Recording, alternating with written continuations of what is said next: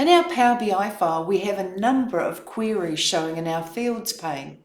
And one query is dedicated to just the topic of dates, and that would be the date table. What I'd like to do is show you, if you didn't have a date table, how you could actually create a date table using some of the calendar functions in Power BI and in DAX. We're in the report view at the moment, and that's attributed to this report button on the left-hand side. But what I'd like to do is go to the modeling tab and the ribbon. And what we have here instead of new column is new table. When we click new table, we're able to enter a formula. I'd like to name this table data model table and equals, and shift enter.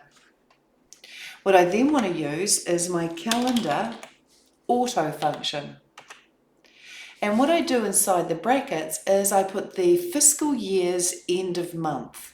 So for this particular, say, business, the start of their fiscal year is the 1st of April. So the last month, the end of month, would be 3 for March. So 31st of March is the end of their fiscal year.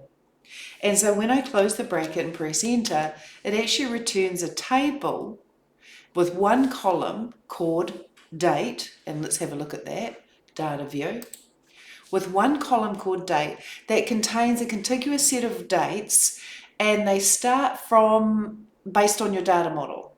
So this is starting based on my data model, and all the queries that I've got in this particular file is starting from the beginning of the financial year, which is the 1st of April 1910, and is going right to the bottom to the 31st of March 2011.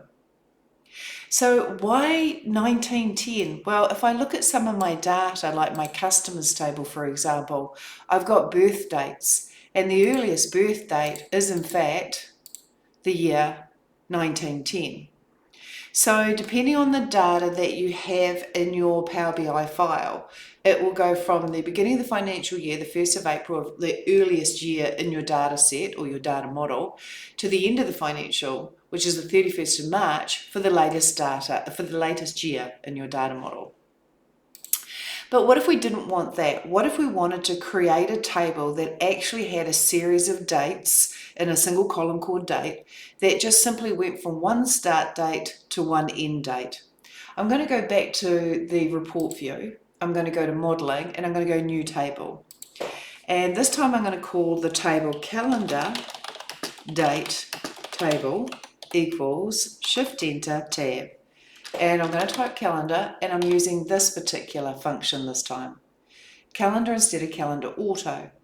The calendar function lets me stipulate a start date and an end date, and it'll return a table with one column of dates contiguous between those two dates. So I'm after dates that start at the 1st of the 1st, 2020, double quote, comma, double quote, and end at the 31st of the 12th, 2025, double quote, close bracket. So you put those two dates inside of double quotes and between a comma. When I press enter, it will create a new table. When I look on my fields pane, I can see that there's another new table now called calendar date table. If I go to my data view, I can actually see the data in that table. And here I can see it goes from the 1st of the 1st, 2020, all the way down to the end date I stipulated, which is the 31st of the 12th, 2025. So those are two calendar functions in DAX, very, very helpful for you to create a table and for you to generate a collection of dates.